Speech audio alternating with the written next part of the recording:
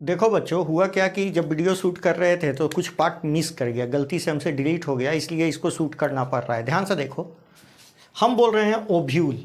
Ovule को बेटा mega sporangium भी कहते हैं, या और अच्छा कहें इंटेगुमेंटेड मेगा स्पोरेंजियम। अच्छा बताओ, कार्पेल या गाइनेसियम को क्या कहेंगे? वो तो पत्ता का रूपांतरण है ना, तो उसको बोलेंगे मेगा स्पोरोफिल। क्या बोलेंगे बेटा? Mega sporophyll. और इसको क्या बोलेंगे? ओव्यूल को क्या बोलते हैं? Mega sporangium. क्या बोलते हैं? Mega sporangium. तो ओव्यूल के लिए हम वर्ड यूज कर लेते हैं मेगा, और ज्यादा अच्छा करें तो इंटेगुमेंटेड मेगा स्पोरेंजियम। आ रहा है बेटा समझ में?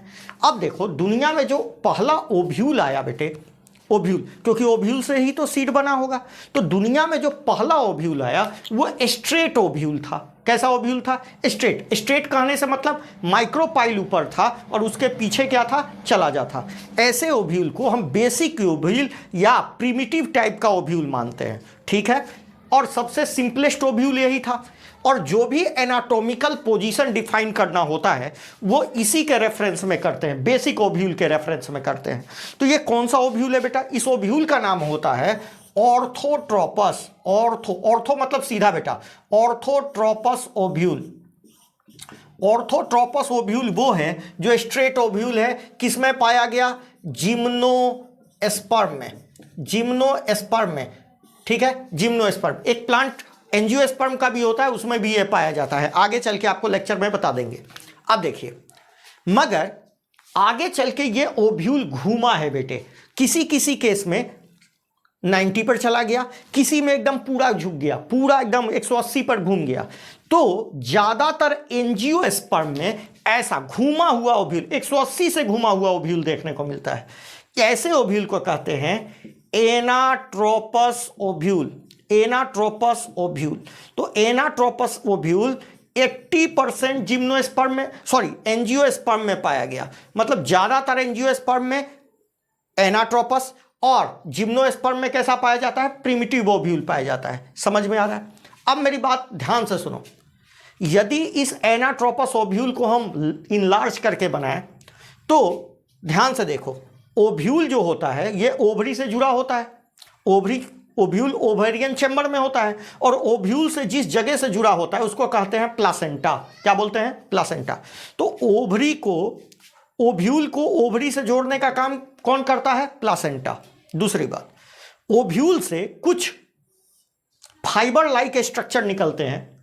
प्लासेंटा से कुछ फाइबर लाइक स्ट्रक्चर निकलते हैं जिसको ऑब्टूरेटर कहा जाता है। प्रोबेबली यह ऑब्टूरेटर पोलन ट्यूब को अट्रैक्ट करने का काम करते होंगे। पोलन ट्यूब को अट्रैक्ट करने का काम करते होंगे। अब होता क्या है, ध्यान से सुनो। ओव्यूल तो इस तरीका से लटक चुका है, ओव्यूल तो इस तरीका से लटक चुका है, ऐसे घूम चुका है ओव्यूल। अब ओव्यूल ये है प्लासेंटा और ये है ओव्यूल। तो प्लासेंटा को ओव्यूल से कौन कनेक्ट करता है? फ्यूनिकल। फ्यूनिकल किसको कनेक्ट करता है बेटा? प्लासेंटा को ओव्यूल से कनेक्ट कर देता है। तो प्लासेंटा को ओव्यूल से कौन कनेक्ट करता है? ओव्यूल को कौन कनेक्ट करता है? बोलो, फ्यूनिकल।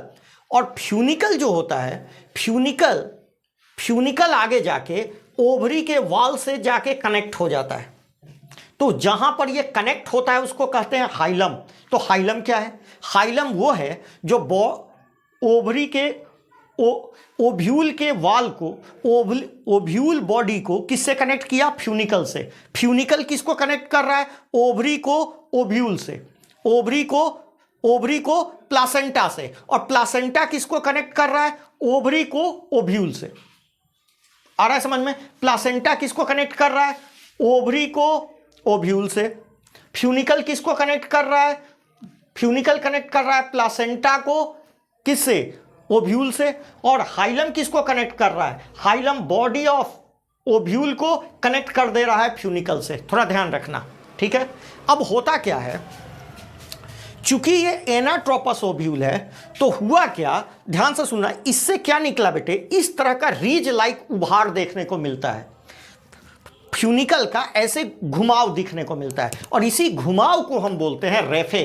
तो याद रखना, ऑर्थोट्रोपस में चूंकि घुमाव नहीं है तो फ्यूनिकल सीधा है, तो कोई घुमाव नहीं है। जबकि यहां फ्यूनिकल क्या हो चुका है, घूम गया है, फ्यूनिकल घूम गया है, इसीलिए इसको बोलते हैं रेफे। और इसके अंदर में बेटा भस्कुलर टिश्यू भी पाया जाता है, भस्कुलर टिश्यू भी पाया जाता है। क्यों भाई, इसको खाना पीना का जरूरत नहीं है क्या, इसको भी खाना पीना का जरूरत है, इसलिए इसमें भस्कुलर टिश्यू भी पाया गया।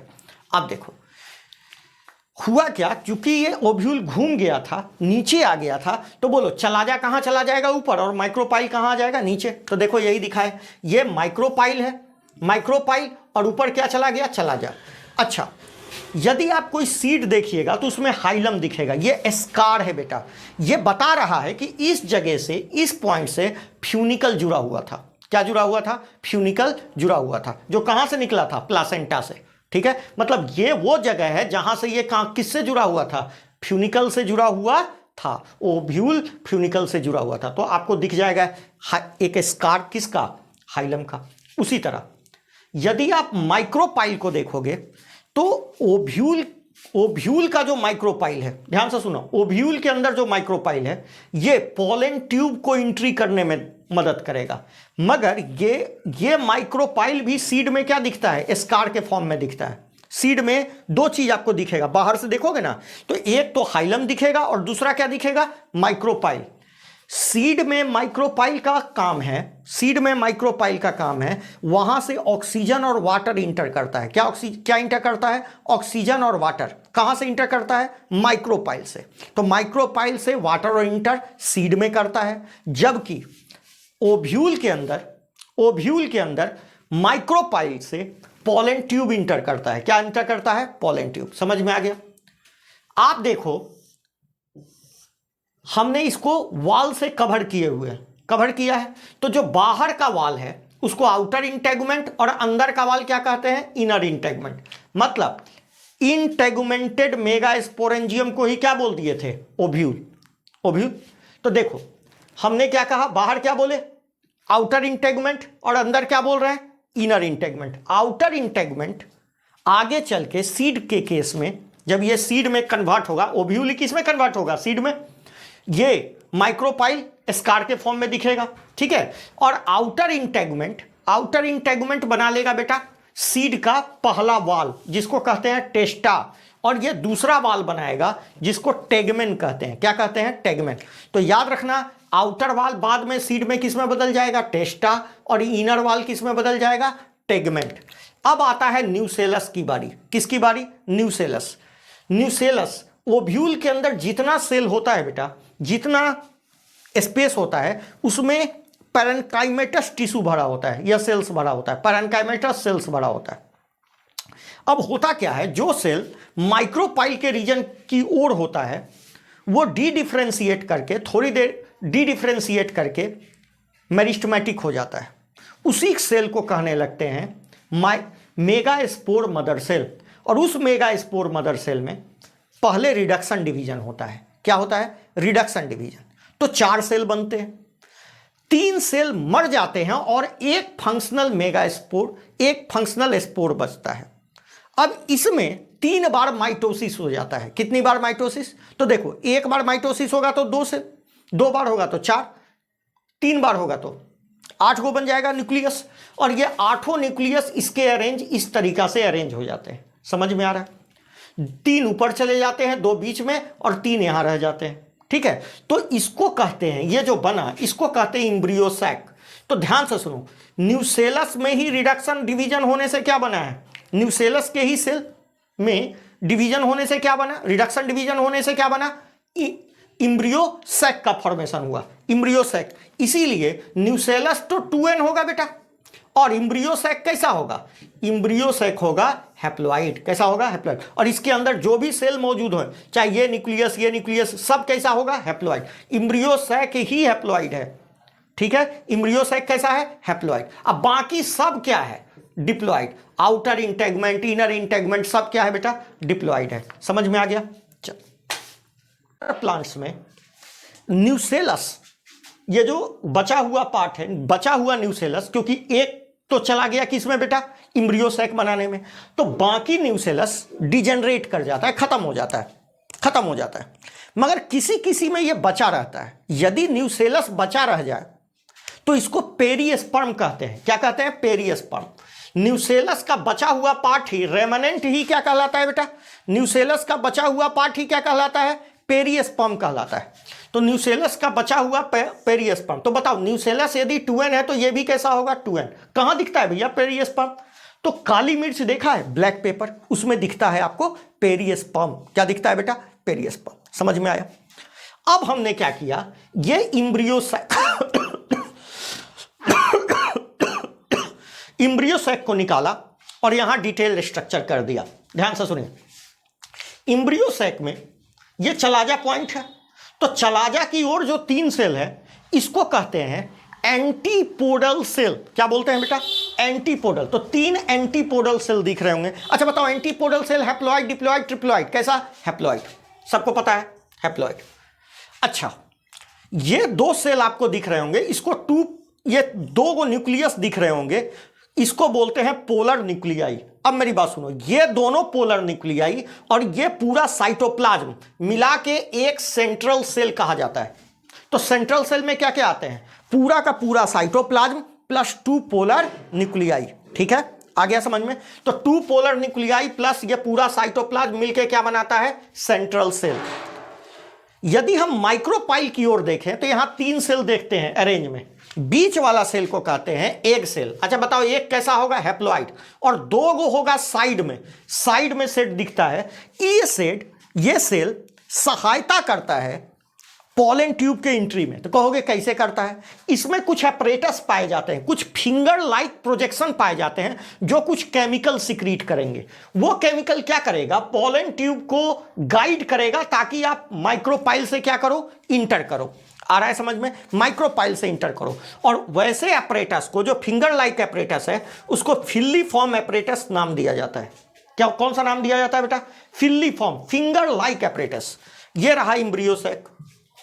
अब तो 2 जो साइड में सेल हुए उसको सिनर्जिड। अच्छा बताओ, सिनर्जिड भी कैसा होगा? हैप्लॉइड होगा। ये रहा आपका फंक्शनल इम्ब्रियोसैक। तो बताइए, फंक्शनल इम्ब्रियोसैक कितने सेल का स्ट्रक्चर है? तो कोई पूछेगा तो आप बताइएगा 8 न्यूक्लियाई है सर। क्या है? 8 न्यूक्लियाई है सर, और 7 सेल्ड स्ट्रक्चर है। कहोगे 8 न्यूक्लियाई कैसे? 1 2 3 4 5 6 7 8 न्यूक्लियाई। और सेल कैसे? देखो, इसमें भी एक साइटोप्लाज्म है छोटा छोटा, तो ये 3 सेल हो गए, 4 5 6, और ये दोनों मिलके और एक पूरा साइटोप्लाज्म मिलके सेंट्रल सेल, तो कितने सेल हो गए? 7 सेल। तो 7 सेल्ड 8 न्यूक्लियाई। तो फंक्शनल जो इम्ब्रियोसैक होता है वो कितने सेल, कितने न्यूक्लियाई का स्ट्रक्चर होता है? तो 7 सेल्ड 8 न्यूक्लियाई स्ट्रक्चर होता है। अब देखो बेटे, हम कुछ स्पेशल स्ट्रक्चर की बात करते हैं, कुछ स्पेशल स्ट्रक्चर की, स्पेशल इंटेगुमेंट की। इंटेगुमेंट क्या था? कवर्ड था ओव्यूल को, ओव्यूल को कवरिंग कर देता था। हम बात कर रहे हैं एक स्पेशल इंटेगुमेंट है जिसका नाम है बेटा एरिल। क्या नाम है? स्पेशल। हम इंटेगुमेंट की बात कर रहे हैं, स्ट्रक्चर नहीं, स्पेशल इंटेगुमेंट। स्पेशल इंटेगुमेंट मतलब ये सब कवरिंग से ही, मतलब ये ओव्यूल के कवरिंग से ही डेवलप करते हैं। एरिल क्या होता है? ये ओव्यूल है बेटा। होता क्या है ओव्यूल में? ये ओव्यूल है और ये इंटेगुमेंट है, तो बेसल पार्ट ही आउट ग्रोथ करके एक तीसरा इंटेगुमेंट बना लेता है। बेसल पार्ट ही ग्रोथ करके क्या बना लेता है? तीसरा इंटेगुमेंट। और जब ये ओव्यूल सीड में कन्वर्ट करता है तो ये जो थर्ड इंटेगुमेंट है ये फ्लैशी हो जाता है, और इसी को हम बोलने लगते हैं एरिल। यदि आप लीची खाए हो, लीची तो सबको खाया है, लीची सबका फेवरेट फ्रूट है, ठीक है। यदि आप लीची खाए हैं तो लीची में आपने क्या देखा है बेटा? लीची में जो व्हाइट वाला आप खाते हैं वो क्या है? एरिल है। एरिल आप खाते हैं। लीची में क्या खाया जाता है? एरिल। ये वाला ब्राउन कलर का होता है जिसको फेंक देते हैं, सीड है। तो सोचिए एरिल क्या एरिल किसका मॉडिफिकेशन है? तो आउटर इंटेगुमेंट, मतलब थर्ड इंटेगुमेंट। बेसल पार्ट ही एक नया इंटेगुमेंट बना देता है जिसको थर्ड इंटेगुमेंट कहते हैं, और वही आगे चल के फ्लैशी हो जाता है जिसको क्या कहने लगते हैं? एरिल कहने लगते हैं। क्या कहने लगते हैं बेटा? एरिल कहने लगते हैं। समझ में आ गया? अब मेरी बात ध्यान से सुनिए। हम बात करते हैं कैरेंकल की। कैरेंकल किस में पाया जाता है? कैरेंकल क्या होता है? यदि आप कैस्टर, जिसको अंडी बोलते हैं बेटा, उसका सीड देखे होंगे तो उसके सीड के माउथ पर एक स्पॉन्जी टिश्यू नजर आता है। वही क्या है? वही क्या है? कैरेंकल है। कैरेंकल होता क्या है? ध्यान से सुनो। यदि कोई ओव्यूल है, मतलब कैस्टर का ओव्यूल है, तो माइक्रोपाइलर रीजन के पास इसका एक ऐसे कुशन लाइक स्ट्रक्चर डेवलप कर जाता है। माइक्रोपाइल के इंड की पास एक कुशन लाइक स्ट्रक्चर डेवलप कर जाता है। जब ये ओव्यूल सीड में कन्वर्ट करता है तो ये कुशन लाइक स्ट्रक्चर जो यहां मौजूद है उसी को हम क्या कहने लगते हैं? कैरेंकल। क्या कहने लगते हैं? कैरेंकल। चूंकि ये कैरेंकल में न्यूट्रिशन होता है और ये शुगर का बना होता है, इसलिए ये कैरेंकल को खाने के लिए चींटी इस पर अट्रैक्ट होती है, और चींटी अट्रैक्ट होती है तो कैरेंकल के सीड को खींच खींच के इसके लालच में इसको खाती भी है, ठीक है, और इसको डिस्पार्सल करने में भी क्या करती है? मदद करती है। इवन कैरेंकल इसके जर्मिनेशन में भी रोल करता है, क्योंकि ये हाइड्रोस्कोपिक नेचर का होता है तो पानी को भी एब्जॉर्ब करता है। तो कैरेंकल किस में पाया जाता है बताइए? कैस्टर में। किस में पाया जाता है? कैस्टर में। जरा कैस्टर के बारे में विचित्र बात जानते हैं, 3 बात। कैस्टर में ध्यान से सुनो, एक तो कैरेंकल होता है। अब बताओ कैरेंकल कैसा बना होगा? कैरेंकल कैसा होगा? तो 2n होगा। आउटर ग्रोथ से ना, आउट इंटेगुमेंट से ही बना है, इंटेगुमेंट के ही ग्रोथ से बना है, इसलिए ये क्या होगा? 2n होगा। दूसरी बात, इसमें पेरिस्पर्म भी पाया जाता है। क्या होता था पेरिस्पर्म? तो न्यूसेलस का बचा हुआ पार्ट ही क्या होता है? पेरिस्पर्म होता है। तो हमने एक बताया था क्या? हमने एक बताया था कि ब्लैक पेपर में पेरिस्पर्म होता है। दूसरा क्या बता रहे हैं? कैस्टर में भी क्या पाया जाता है? पेरिस्पर्म पाया जाता है। और तीसरा विचित्र बात है थोड़ा, इंडोस्पर्म पाया जाता है। देख बेटा, कैस्टर जनरली डाइकॉट प्लांट है। कैसा प्लांट है? डाइकॉट। और डाइकॉट में इंडोस्पर्म नहीं पाया जाता, मगर कैस्टर वो सीड है जिसमें इंडोस्पर्म पाया जाता है। क्या पाया जाता है? डाइकॉट प्लांट, डाइकॉट सीड है जिसमें क्या पाया जाता है? इंडोस्पर्म। तो ऐसा डाइकॉट सीड बताओ जिसमें इंडोस्पर्म पाया जाता है, कैस्टर। आ गया समझ में? और इंडोस्पर्म कितने एन का होता है बेटा? 3n का होता है। कितने एन का होता है? ये आगे सीख लेंगे। 3n का होता है। देखो बच्चों, अब जो बोल रहे हैं कि टाइप ऑफ ओव्यूल देख रहे हैं, हम देख रहे हैं type of ovule on basis of integument. क्या देख रहे हैं? टाइप ऑफ, इससे पहले क्या देखा था? Special integument. अब type of ovule on the basis of integument. ध्यान से सुनो, यदि ओव्यूल के ऊपर एक ही इंटेगुमेंट है तो यूनिटेगमिक कहेंगे। किसमें पाया जाएगा बेटा? जिम्नोस्पर्म या गेमोपिटेली। गेमोपिटेली बेटा डाइकॉट में होता है। गेमोपिटेली और पॉलीपिटेली किसमें होता है बेटा? डाइकॉट में। तो याद रखना, यूनिटेगमिक किसमें पाया जाएगा? जिम्नोस्पर्म में। और डाइकॉट में भी पाया जाएगा तो गेमोपिटेली कंडीशन में पाया जाएगा। बाइटेगमिक मतलब 2 लेयर का वाल होगा, तो वो ओव्यूल किस में पाया जाएगा? ज्यादातर मोनोकॉट में बाइटेगमिक होता है, 2 लेयर का वाल होता है, और पॉलीपिटेली में पाया जाता है। तीसरा, एक टैगमिक ओव्यूल। एक टैगमिक मतलब विदाउट कवरिंग, किस में पाया जाता है बेटा? तो ओलेक्स में पाया जाता है या सेंटेलम में पाया जाता है। सेंटेलम चंदन को बोलते हैं बेटा, चंदन में पाया जाता है। तो सेंटेलम में एक टैगमिक ओव्यूल पाया जाता है, मतलब वो ओव्यूल के ऊपर कोई कवरिंग नहीं होता। जरा इधर आओ, दुनिया में यदि हम देखें कि टाइप्स ऑफ ओव्यूल कितने टाइप के डेवलप किए शुरुआती क्रम से, जब ओव्यूल आना शुरू हुआ, तो पहला ओव्यूल तो हम बता चुके हैं। पहला ओव्यूल कौन है बेटा? पहला ओव्यूल कौन है बता सकते हो? पहला ओव्यूल बताए थे ऑर्थोट्रोपस। उसके बाद हम डायरेक्ट एनाट्रोपस पर चले गए थे। तो एनाट्रोपस बहुत एडवांस है बेटा, वो बहुत एडवांस है, मगर इससे पहले भी बहुत सारा ओव्यूल आया। कौन कौन आया? जैसे ओव्यूल पहले सीधा था, फिर मुड़ा, फिर मुड़ा, फिर मुड़ा, ठीक है, इस तरीका से ओव्यूल मुड़ा। तो यदि ओव्यूल सीधा है, स्ट्रेट ओव्यूल है, तो उसको क्या कहते हैं? Orthotropous ovule. इसको स्ट्रेट ओव्यूल भी कहो। यह दुनिया में सबसे पहले आया, इसीलिए सबसे सिंपलेस्ट ओव्यूल भी है। किसमें पाया जाता है बेटा? जिम्नोस्पर्म। तो कोई पूछे कि क्या किसी एंजियोस्पर्म में भी मिलता है? तो जी हाँ, किसी एंजियोस्पर्म में भी मिलता है। पॉलीगोनियम नाम के एंजियोस्पर्म में क्या मिल जाता है हमको? ऑर्थोट्रोपस ओव्यूल देखने को मिलता है। अब मेरी बात सुनो, यदि इसी ओव्यूल को हम कितने डिग्री पर घुमा दे बेटा? 90 डिग्री पर घुमा दे। कितने पर घुमा दे? 90 पर। तो बताओ, यदि 90 पर घुमाइएगा तो माइक्रोपाइल इधर आ जाएगा, चल आजा उठ के इधर आ जाएगा, ठीक है। मतलब ये देखिए, ये हो गया इसका डंटा, और डंटा और माइक्रोपाइल के बीच में कितने डिग्री का एंगल बना? 90 डिग्री का एंगल बन रहा है। तो मतलब जो फ्यूनिकल है, फ्यूनिकल और माइक्रोपाइल के बीच कितने डिग्री का एंगल बन रहा है? 90 डिग्री। इसीलिए इसको कहते हैं हेमी। हेमी मतलब आधा, हेमी मतलब आधा। हेमीट्रोपस या हेमी एनाट्रोपस। एनाट्रोपस होता तो 180 पर घूम जाता, ये आधे घूमा है, इसीलिए क्या बोले बेटा? हेमी एनाट्रोपस या हेमीट्रोपस ओव्यूल। इसको हॉरिजॉन्टल ओव्यूल भी कहते हैं। किसमें पाया जाता है? प्राइमुला या रेनेनकुलस में। प्राइमुला या रेनेनकुलस में क्या पाया जाता है बेटा? कैसा ओव्यूल? हेमीट्रोपस ओव्यूल। ठीक है। Anatropous ovule. एनाट्रोपस ओव्यूल बताए ना कि ये ओव्यूल कितने पर घूम गया बेटे? 180 पर घूम गया। कितने पर घूम गया? 180 पर। यदि ओव्यूल 180 पर घूम जाए तो उसको क्या बोलते हैं? बोलो। उसको एनाट्रोपस। और ज्यादातर एंजियोस्पर्म में यही टाइप का ओव्यूल पाया जाता है। इसमें क्या हुआ? ओव्यूल ऐसे घूम गया। पहले ओव्यूल ऐसा था ना, माइक्रोपाइल ऊपर था, अब माइक्रोपाइल कहां आ गया बेटा? नीचे आ गया। तो नीचे आ गया तो माइक्रोपाइल नीचे आ गया। पहले माइक्रोपाइल ऊपर था, ठीक है। माइक्रो